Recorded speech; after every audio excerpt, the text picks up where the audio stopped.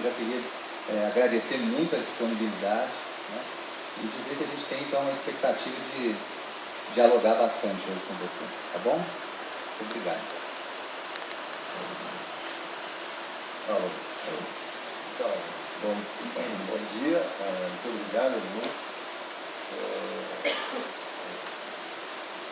Voltar aqui à PUC é muito significativo para mim, uma vez que a passagem pelos prédios também me marcou profundamente, né? Que temos vários colegas que hoje são professores aqui na FMG, que eu conheci aqui nesse prédio, José Anjo, que eu entrava, né? Então é um momento também bastante significativo para mim.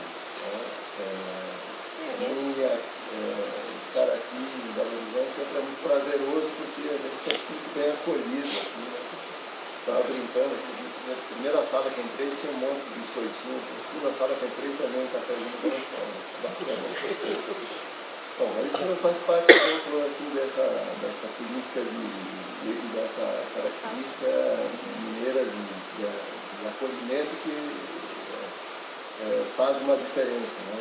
Eu lembro que estava lembrando que depois minha primeira participação do FREP, saí daqui desesperado, porque eu nunca mais trabalho num curso desse jeito, se não funciona e tal. E depois fui convencido de que tentar mais uma vez e isso foi bom, porque aquela minha avaliação tinha sido absolutamente precipitada, né? E o fato, por exemplo, de Ivana, de Jean, o pessoal está aqui, vai estar aqui, agora como professor é um indicador de que aquela avaliação que eu fiz inicialmente realmente não procedi, né? Bom, dentro desse pequeno preâmbulo, queria dizer que eu vou fazer uma fala, espero não muito longa, para que a gente consiga ter um tempo também para conversar, que eu acho que talvez seja mais significativo, fazer provavelmente algumas provocações, né? O tema é amplo, então, obviamente, ele não vai estar esgotado na minha fala, vou apontar algumas questões, né? Então, que a gente vai poder debater na sequência. O Admin me forneceu o mote para a fala, que seria discutir um pouco os desafios, limites e as possibilidades da formação inicial e continuada de professor, né?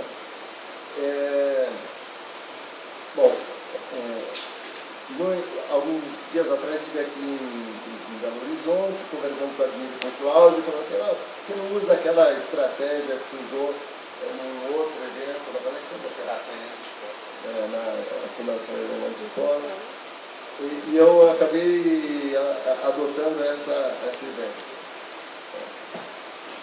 Melhorou? Agora sim. Bom, e qual é a estratégia, né? Eu vou tentar apresentar e discutir alguns aspectos que considero importantes em relação a esse tema, a partir de dois personagens então, que eu criei, que são fictícios, que eu criei, que são dois professores de educação física, para exatamente poder estabelecer uma relação mais intensa entre a discussão das questões da formação com o cotidiano ou a prática, a ação pedagógica dos professores nos diferentes campos de atuação. Então, a ideia de criar esses personagens é para não fazer uma discussão mais voltada e centrada nos próprios cursos de formação, mas sim já estabelecendo uma relação com o que acontece na ação pedagógica. Aí a ideia dessa estratégia, né? Bom, então esses dois personagens, um deles é a Vera e o outro é o João, né? A Vera tem 42 anos e atua numa importante escola privada, particular, atua do 5º ao 9º ano e também no contraturno numa escolinha. E também atua como técnica na Secretaria de Esportes do município. O João é mais jovem, 28 anos, é personal treino, e atua numa academia de ginástica de porte médio, e há 2 anos fez um concurso do Estado, e atua então como professor de educação física no ensino médio. Então esses são 2 personagens da história, né? Sobre a formação deles, a Vera concluiu o curso de licenciatura em educação física em 1990. Isso significa que fez um curso, realizou seu curso, organizado a partir da resolução 0387. Né? Talvez vocês já tenham discutido um pouco o que é essa resolução. Né?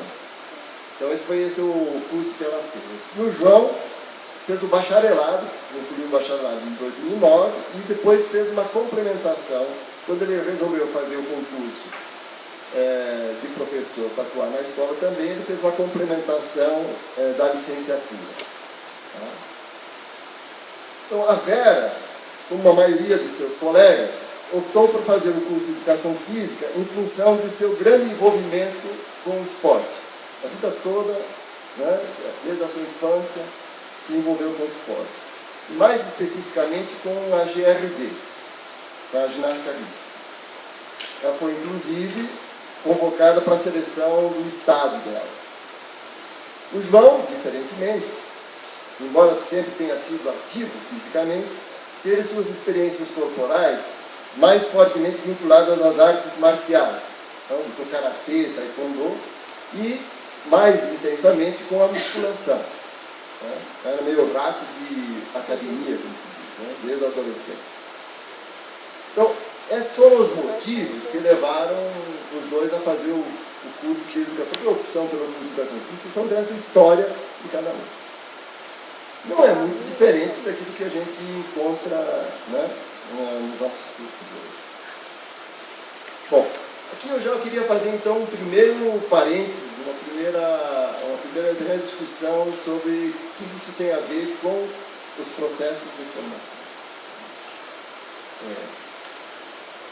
Os estudos sobre formação profissional na nossa área mostram que as experiências com as práticas corporais anteriores à formação inicial, quer dizer, aquelas experiências corporais que os alunos trazem para o curso, ou seja, fizeram antes do curso, que essas experiências são fortemente estruturantes do percurso que ele vai fazer durante a sua formação.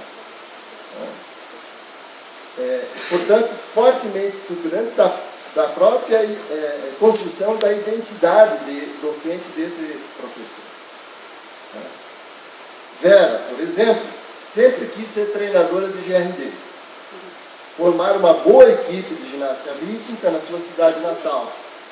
Por isso, priorizou no curso de graduação disciplinas, estudos, estágios, congressos, etc., que pudessem lhe qualificar para isso. Ou seja, a expectativa que o aluno traz, a experiência anterior, ela é orientadora do percurso que o sujeito faz durante o curso. O que ele vai priorizar, que disciplina ele vai dar mais, vai enfatizar, etc. Isso, por exemplo, nos cursos da época da Vera, também podia ser feito pelas chamadas disciplinas optativas. Tem inclusive disciplinas optativas, deve ser caminhado assim. Isso também não é diferente com outros, como é também o caso do João. Né? O João, que adorava as aulas de treinamento esportivo, as aulas de fisiologia do exercício, e tolerava com mau humor disciplinas como a educação física escolar e a filosofia da educação física. Né? Então, esse é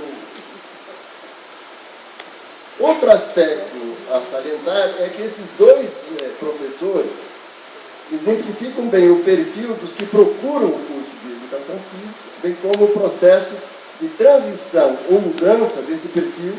Né? Ou seja, se vocês puderam ver, tem uma diferença de perfil entre a Vera e o João, de gerações em princípio diferentes, né? Que é uma espécie de transição que nós estamos vivendo, né? no que diz respeito ao aluno que chega no curso de graduação. Né? é uma transição, assim, se a gente fosse expressar de forma muito simplista, assim, do esporte para a malhação, assim. Ou então, eu diria assim, de uma forte predominância do esporte para uma maior diversidade de envolvimento com práticas corporais. Né?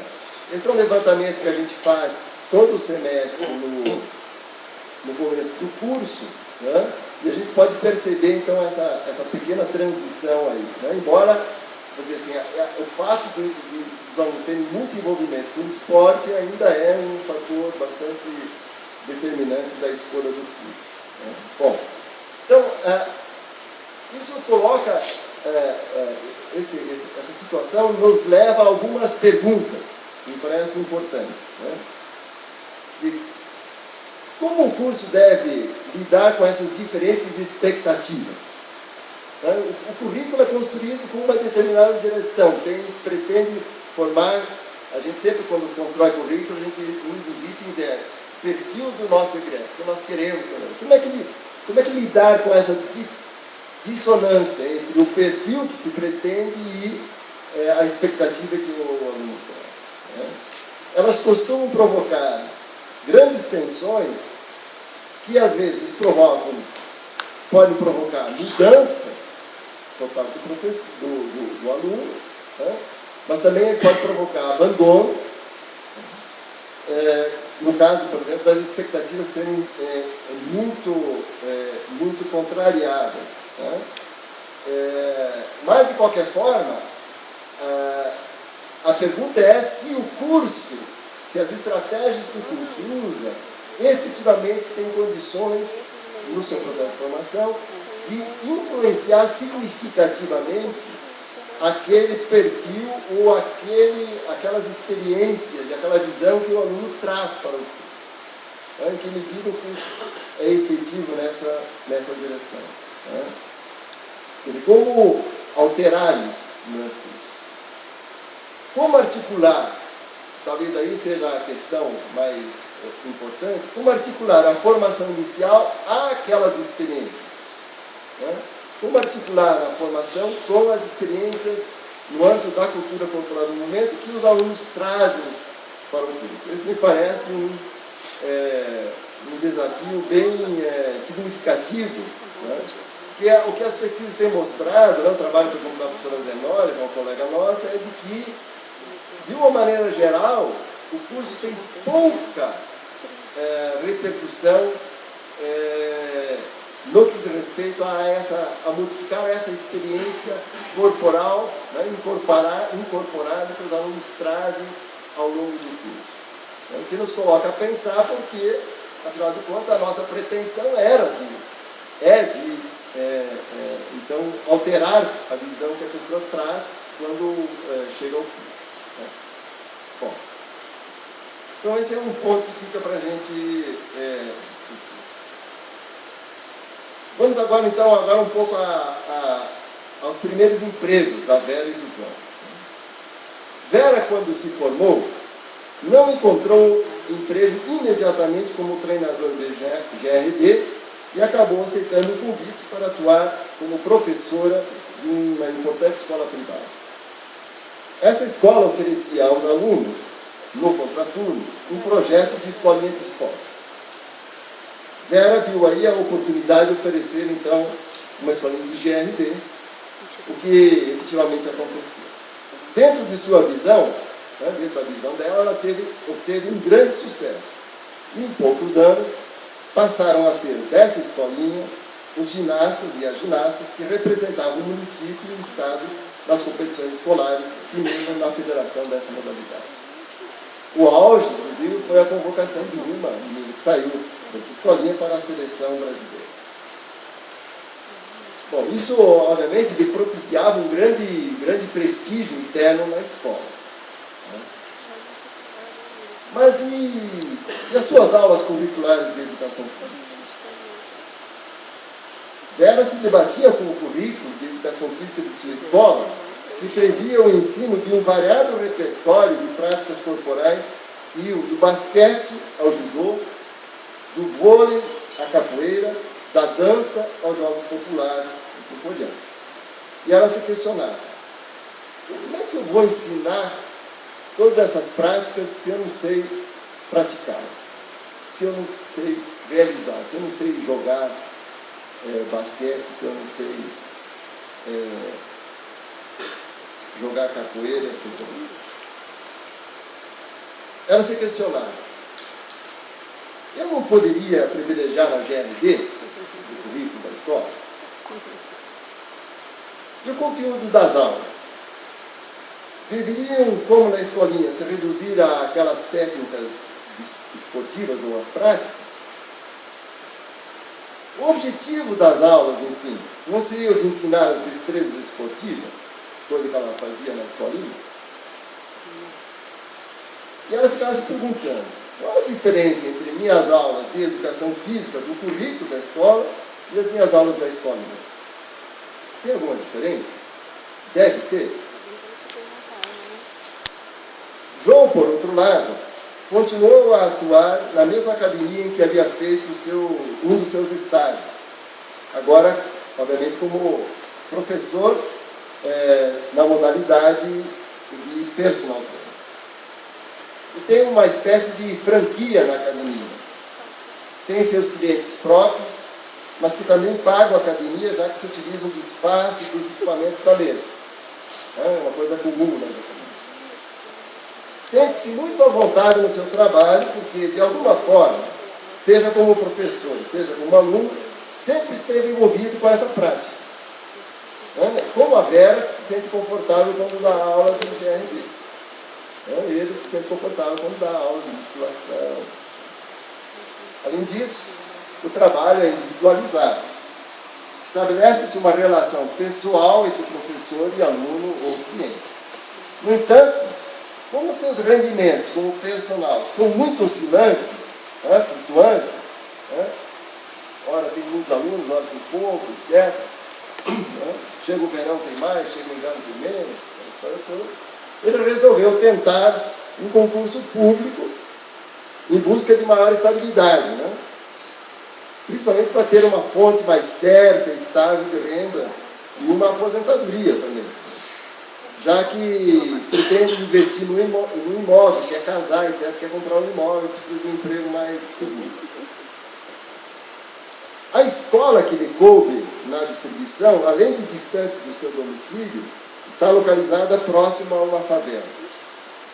Ao se apresentar à escola, João perguntou à coordenadora pedagógica pelo planejamento da educação física, ao que recebeu a resposta de que esse planejamento estava defasado e que ele deveria construir um novo.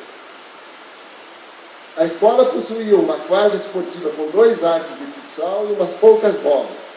Uma de vôlei, 2 de basquete, 3 de futsal, alguns arcos e bastões.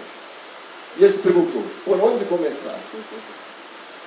Depois de um certo tempo, decidiu começar por aquilo que ele mais dominava: as lutas e a musculação. Muito bem. Então aí, vamos fazer um segundo parênteses, para ver o que aparece aí nessa pequena história em termos de questões para a formação. Existe uma tradição na educação física, já que ela esteve por muito tempo baseada no ensino de práticas esportivas, existe a tradição de que o professor deve dominar as técnicas que vai ensinar. Dominar aqui no sentido de ser alguém que sabe realizar, de preferência um praticante ou ex-praticante da modalidade esportiva. Isso resultou, em muitos casos, que muitos professores construíssem um currículo monotemático. Então, como o João chegou na escola e não tinha um currículo de educação física, em princípio ele poderia colocar, do 1º ao 3º ano, lutas e musculação, nos 3 anos. Já que não tinha lá um currículo muito definido, ele podia fazer isso, e é o que ele fez porque ele se sentia confortável nisso. Dominava essas técnicas, e poderia repeti-las, ensinando essas para os seus alunos. Então, é muito comum você encontrar professores amantes do voleibol que ensinam voleibol de 5ª a 8ª série, né, e de primeiro ou terceiro ano. Ou a professora de dança, que adora dança, foi dança bailarina, etc., que dá dança da primeira série ao do primeiro ano ao nono ano, e assim por diante. Né? Então, isso é muito comum. E isso vem dessa crença, né, dessa ideia muito arraigada de que para a gente ensinar uma determinada técnica, a gente precisa dominar isso. Obviamente que ter a experiência corporal daquilo que se pretende ensinar é, sem dúvida, um saber importante e que favorece o ensino das práticas corporais. Né? Só para ter uma ideia, essa crença tem a ver, ou ela é resultado, ou também ela que determinou a forma do currículo que predominou até a década de 80 na educação física brasileira. Né? Talvez aqui eu seja o único que tenha cursado a educação física na década de 70. Né? Eu vou colocar para vocês como é que era o currículo na década de 70. Né? Era um currículo de 3 anos, né? O que o Mauro Betti chama de currículo técnico esportivo. Era isso mesmo. Né? Então, por exemplo, eu tinha atletismo 1, 2, 3, 4 e 5. Ginástica 1, 2, 3, 4, 5 e 6. Todos os anos. Era metro X no primeiro semestre, metro Y no terceiro semestre, etc. Não, também tínhamos anatomia. Anatomia, um semestre de biologia ou fisiologia, assim por diante. Ou seja, era um currículo. Qual era a ideia? A ideia é a seguinte: você, para ensinar, precisa saber, então você vai, se você não sabe, ainda vai aprender aqui na escola. Então, nós vamos ensinar você a fazer um mortal de costas, né? Que às vezes era mortal mesmo, e depois você vai poder ensinar o mortal de costas, né? Porque você sabe o que realizar. Então era essa lógica que estava presente, né? Então um currículo chamado técnico esportivo, né? Por isso que o professor que tinha uma grande biblioteca, ele tinha uns 5, 6 livros, né? Uma grande biblioteca, né? Raríssimos livros, né? Eu lembro que tinha um sujeito que vinha na escola vender alguns livros da Argentina. Pouquíssimos livros na educação física, né? Então, mas era um currículo e vem desse período, dessa ideia que está muito arraigada, né? Claro que essa experiência ela é importante e favorece, né? Mas vocês já se perguntaram se essa fosse condição necessária para o ensino? Como construir um currículo de formação de professores hoje, com o número de práticas corporais que estão presentes na nossa cultura, corporal do movimento, né? Nós teríamos que ter um currículo mais ou menos de uns 15 anos, né? Para contemplar todas as modalidades, né? Que estão presentes no âmbito da cultura. E o pior é o seguinte: em função da dinâmica, né, da cultura corporal do movimento, quando terminasse o cursinho, tem que voltar a recomeçar, porque já mudaram essas práticas. Né? Só no âmbito da ginástica e academia você pode ter uma ideia de quantas novas formas de práticas aparecem todo ano. Né? Então aí nós temos que achar uma outra relação, e isso implica construir um outro entendimento, né, de quais são os saberes necessários para ensinar ou para dar conta da tarefa pedagógica que nós temos. Né? Então essa é uma outra questão importante para equacionar, porque as experiências corporais são importantes, né? Mas como equacionar isso numa situação, na condição atual da nossa cultura, em que nós temos esse elenco enorme de práticas corporais. Né? Quais eleger, como organizar isso? Talvez uma alternativa seja a identificação de conjuntos de práticas corporais com princípios semelhantes. E a partir de um exemplo, desenvolver análises e realizar procedimentos que podem, com adaptações, servir também para um conjunto grande de práticas corporais. Então, existem algumas tentativas, por exemplo, de, ao invés de ensinar, de criar disciplinas como vôlei, basquete, handebol, futebol, etc., criar uma disciplina chamada esportes coletivos. Tá? Que então trabalha com aquilo que é estrutural desses esportes e tenta então oferecer, a partir de um exemplo, tematizando o handebol, abranger essas práticas todas para daí instrumentalizar os professores para o seu ensino. Né? Agora, isso, vamos dizer assim, exigiria o desenvolvimento, né, de um outro tipo de competência, né, que não é só a de realizar o movimento, que é a capacidade de, partindo de princípios, construir soluções e procedimentos situados e específicos. Né? Então, isso me parece uma alternativa. Né? Eu queria enfatizar, né, que isso eu acho que aconteceu em determinado momento, né, na discussão que nós fizemos na década de 90 e mais recentemente, que é de não subestimar, por isso que eu fiz questão de colocar aquela primeira situação, né, em que o aluno, vamos dizer assim, constrói o seu percurso muito fortemente orientado nas experiências esportivas que ele teve antes, no início, de não subestimar a importância das experiências corporais. Tá? Eu acho que isso é o importante dessas experiências no processo formativo. Né? Ou seja, em algum momento, eu acho que a gente assumiu um pouco a ideia de que era possível, vamos dizer assim, substituir essas experiências pelo discurso sobre, pelas análises, pelas interpretações, etc. Então, aí, vamos dizer assim, estou querendo chamar a atenção que eu acho que a gente não pode subestimar também as experiências corporais como um elemento importante no processo de formação. Né? Muito bem. Eu acho que podemos também, a partir desse pequeno relato da história do primeiro emprego dos colegas, Ana Vera e do João, também falar um pouquinho dos limites, né, da formação inicial. Né? Quer dizer, a ideia era que, vamos dizer assim, uma das ideias que se tem é de que quando o sujeito termina o curso, né, de licenciatura, que ele está, vamos dizer assim, em plenas condições de enfrentar, né, as questões e as tarefas que a atividade profissional lhe coloca. Né? De que o início, vamos dizer assim, né, quer dizer, não é uma expectativa que se coloca em relação à formação inicial, né? Se o sujeito não recebeu o diploma, não está formado, bom, isso significa que agora ele está em condições de ir lá e desenvolver.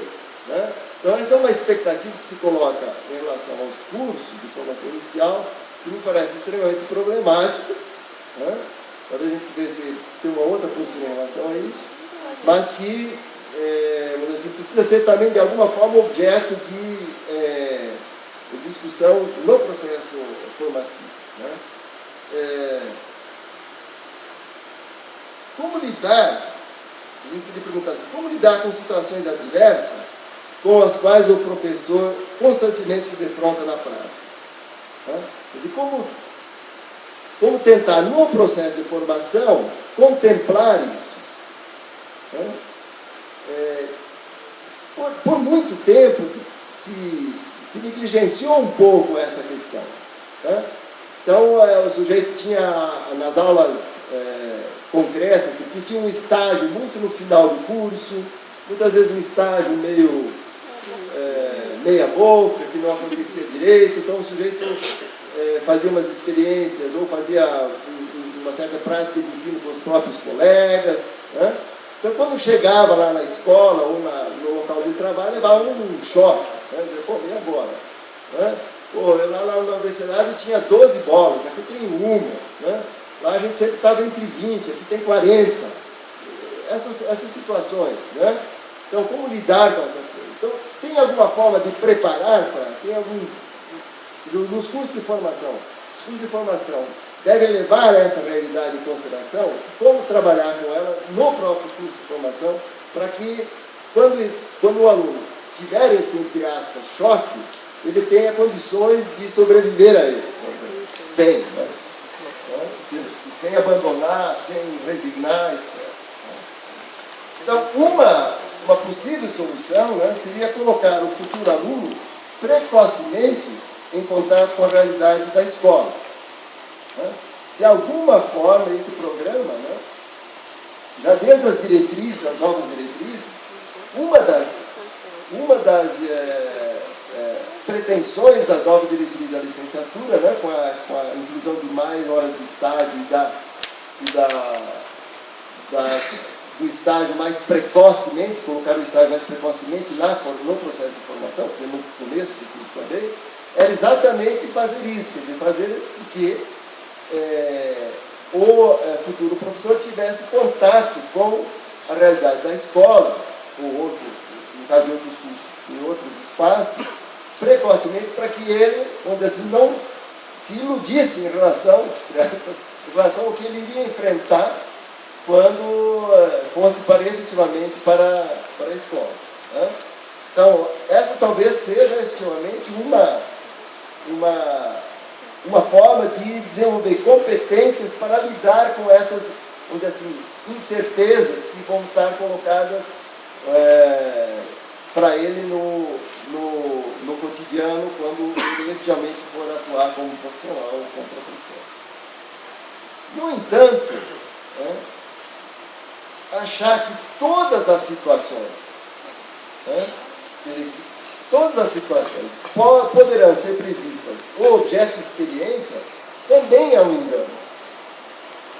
Isso pode ajudar, pode até ajudar a desenvolver uma certa competência, mas também não vai ser varinha de condão que vai resolver. Daí a sensação sempre presente de que, vamos dizer assim, o curso, e essa é uma sensação que sempre vai ter, não prepara o profissional para a prática. Acho que essa é uma questão importante. A sensação sempre, né, é de que a teoria na prática é outra. Bom, em certo sentido, né, isso já coloquei em outros momentos, é bom que seja assim. Né? Seja, que a teoria na prática seja outra. Porque isso vai exigir do professor que vai atuar um grau maior de autonomia e, de certa forma, também de autoria. Né? Porque se ele já tem todas as receitinhas prontas, né, ou mesmo uma certa acumulação de experiências que ele acha que ele pode repetir em todas as situações, né, ele vai ter pouca autonomia e pouca autoria no seu trabalho, no sentido de que no enfrentamento de determinadas situações não previstas, né, ele vai ter dificuldades. Né? Então, a ideia era o quê? A ideia de que se desenvolva um processo, né, em que, obviamente, ele faça essas experiências, mas ele tenha clareza, né, de que ele vai precisar constantemente, né, construir de forma situativa as soluções, né, para os problemas que ele vai enfrentar na prática. E isso vale, vamos dizer assim, tanto para os processos de formação inicial, quanto para os processos de formação continuada. Né? Eu diria que uma boa parte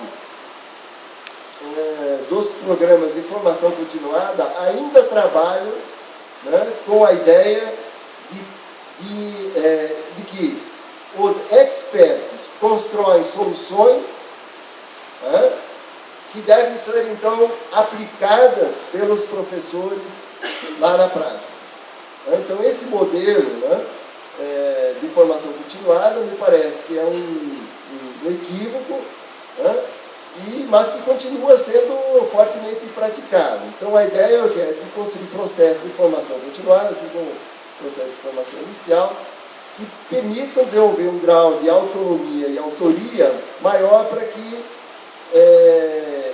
a relação com a teoria seja outra, né? Quer dizer, não uma relação em que eu aplico, né, o coletivo de autores na prática, né? Que essa era sempre a observação que a gente recebia. Não, professor, é muito legal, achei muito interessante, mas não dá para aplicar lá na prática, não.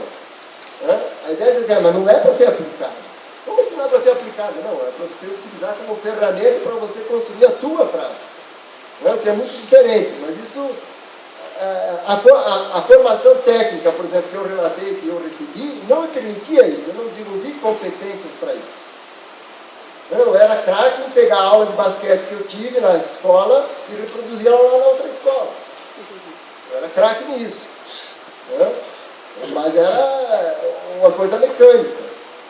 Okay? Muito bem. Só para, eu esqueci um detalhe de contar na minha... Só para vocês ver como é que era essa formação técnica, como se dava ênfase nessa questão de como trabalhar, né? Nessa disciplina de ginástica, que tinha 1, 2, 3, 4, 5, 6, o professor, uma tarefa, nós tínhamos que entregar a cada final de semestre 200 bonequinhos. 200 bonequinhos desenhados em uma fichinha. Que eram os exercícios que nós utilizaríamos depois para nossas aulas. Então, o argumento do professor era de que nós teríamos aí um acervo de exercícios que a gente poderia usar depois nas nossas aulas. Então, um pouco é essa relação aí que se colocava. Muito bem. Na verdade, né, quando a gente está colocando essa questão, a gente está colocando aí o grande tema, né, da relação entre teoria e prática dentro dos nossos cursos de formação. Talvez, por debate, a gente possa aprofundar essa questão, que é um tema sempre muito difícil para os cursos de formação.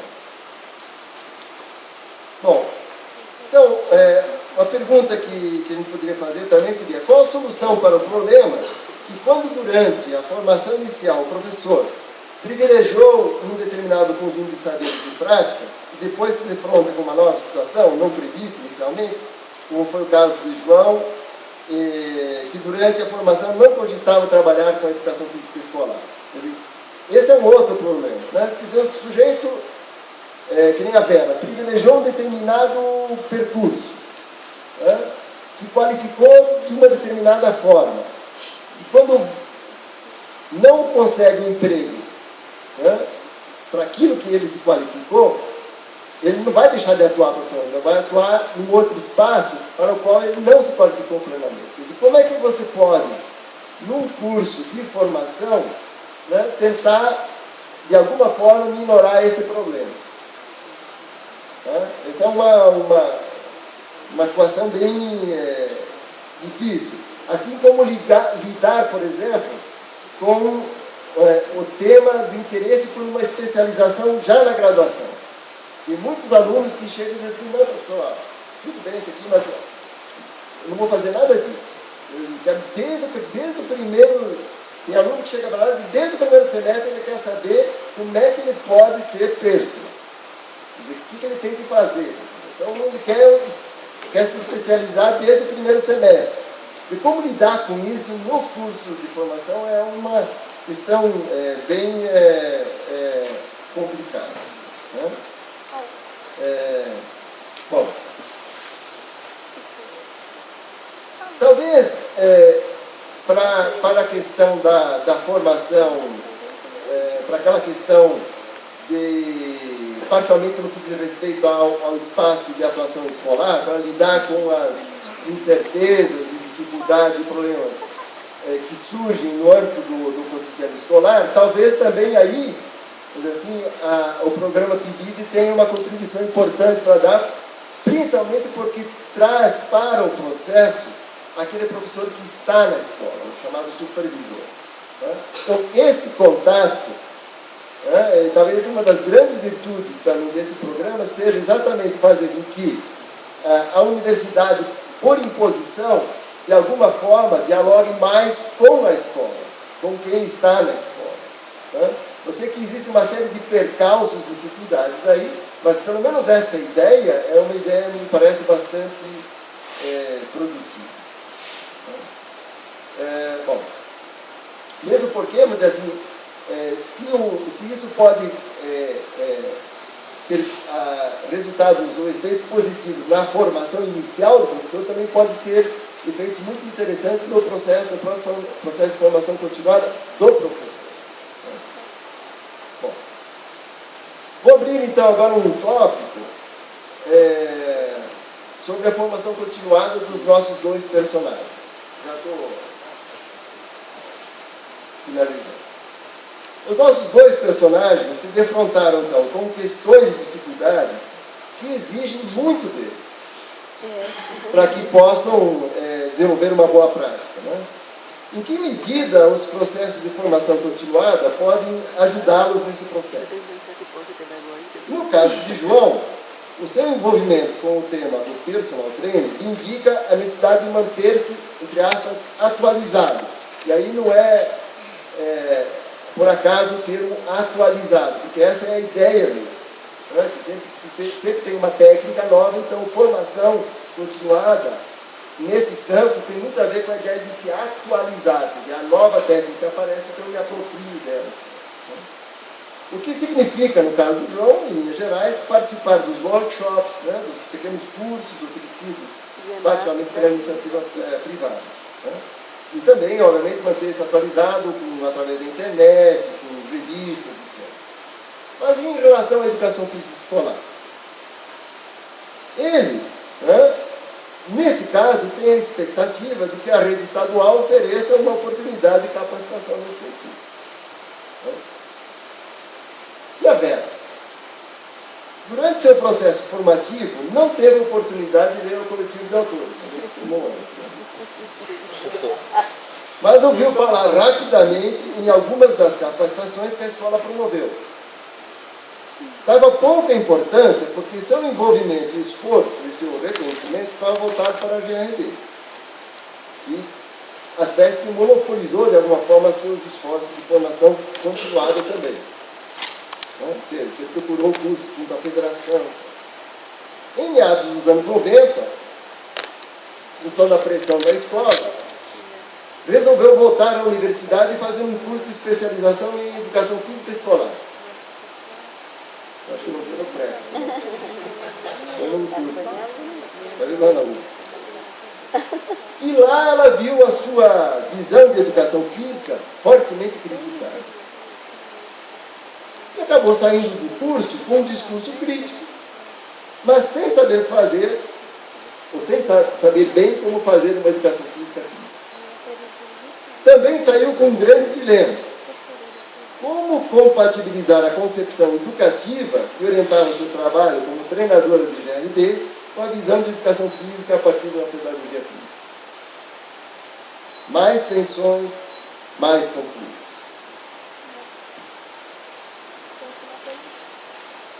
Nos últimos 2 anos, nós fizemos uma pesquisa com professores e professoras do Brasil que tiveram uma formação parecida com essa da Vera. E eu vou ler aqui uma passagem de um trecho de uma entrevista realizada com uma professora de Belém do Pará. É um trecho que ela relata o seu primeiro contato mais sistematizado com a produção do movimento renovador em um curso de especialização no ano de 1995. De alguma forma, essa narrativa, como vocês vão ver, ela sintetiza esse conflito também vivido pela Vera. Né? Então, vou ler aqui um trecho da entrevista dessa professora, lá de Belém do Pará, e casualmente era professora também de ginástica rítmica, e que foi fazer um curso de especialização em 95. Começou com metodologia da educação física escolar. Teve aula inaugural e tal. No primeiro dia de aula, foi para mim assim, porque você se apresenta naquela roda inicial, né? Na roda inicial se apresenta. Eu disse, professora de educação física, técnica de GRD. Sabe aquela coisa de você se sentir o máximo por dizer aquilo tudo? Ali na frente, para todo aquele público? Mas quando acabou a aula, eu estava lá embaixo. Porque a professora falou tão mal do esporte, tão mal, mas tão mal, eu me senti horrível. Eu senti que eu não sabia dizer uma palavra daquelas. Eu estava entendendo pouco do que eles estavam falando. Um palavreado com palavras rebuscadas, e eu não estava naquele contexto. Tinha muito militante. Na época, era o pessoal do PT que estava organizando. Muita gente que estava fazendo especialização era de esquerda. Eu cheguei em casa, fui contar e fiquei pensando, olha, eu trabalhei tantos anos na minha vida, assim, tantos anos com esporte, como é que eu vou negar isso? E olha que era só para se apresentar, hein? Só aquela coisa de aula inaugural. Mas eu fui me sentindo horrível. Quando chegou o segundo módulo do curso, eu me apresentei, professora de educação física. Eu não disse mais que eu era técnico de aeronáutica. Por coincidência, a professora que veio para dar o segundo módulo falou tão mal dessa educação física, desse estereótipo tão ruim, que eu me perguntei, o que eu estou fazendo aqui? As duas coisas que eu fiz a minha vida inteira, fui professor de educação física e paralelamente técnica esportiva, eu construí a minha vida com isso. Você entende? Isso tudo foi bom para mim. Muito bom, muito bom. Mas como é que eu ia explicar isso? Vamos usar as mesmas palavras deles. Quando foi o terceiro módulo, disse, sou PA1. O pessoal achou graça, mas eu pensava, eu não vou me apresentar mais. Fim do trecho. Então, essa é uma questão, por exemplo, para a formação continuada, importante. Que tem a ver também com a primeira questão, quer dizer, com essas experiências, né, com o universo da cultura corporal, como lidar com isso. Talvez a gente tenha que estabelecer um outro tipo de estratégia para lidar com isso. Nós, por muito tempo, a estratégia foi a seguinte, olha, nós vamos incluir um monte de sociologia, filosofia, história no primeiro semestre, e aí nós vamos desconstruir tudo isso na cabeça e depois vai sair uma professora crítica lá do outro lado. Né? Isso me parece que esse modelo nós temos que dar uma repensada até por esse tipo de jornal. Né? Então, como eu estava dizendo anteriormente, a formação continuada ela foi pensada e praticada por muito tempo a partir dos preceitos tecnicistas, né? Porque os especialistas deveriam oferecer pacotes tecnológicos para serem aplicados pelos professores. Né? Então, isso também, de certa forma, aconteceu nesse curso de especialização. Né? Então, quer dizer, é importante que a partir dos princípios que eu coloquei aqui, da autonomia, da autoria, né, essa concepção de formação continuada também se altere. Né? Uma das perspectivas mais promissoras, minha visão, que eu tenho procurado utilizar também, né, é trabalhar com a ideia muito difundida na literatura, né, do professor crítico reflexivo ou professor pesquisador de sua prática, construindo programas de formação continuada a partir da metodologia da pesquisação, da investigação, no meu entendimento, uma das formas de trabalhar com isso. Né? Bom, então, sintetizando aí alguns pontos, né, em relação ao tema da difícil equação teoria e prática, né, é preciso, nos cursos de formação, transformar no meu entendimento tanto nossos entendimentos de teoria como também de prática, né? Ou seja, temos que entender, né, que a relação entre o professor da universidade e o professor da escola não é uma relação entre um teórico e um prático, sim a relação entre dois sujeitos que trabalham, que produzem conhecimento de forma diferente a partir de práticas diferentes. Né? Voltando a enfatizar a importância de não negligenciar as experiências corporais, embora não se deva absolutizá-las, mas é preciso considerá-las no meu entendimento mais fortemente nos processos de formação tanto inicial como continuada, né? Estreitar os laços a relação já no processo de formação inicial com a escola, né? Mas aí, voltando ao vídeo, tem um papel talvez importante, né?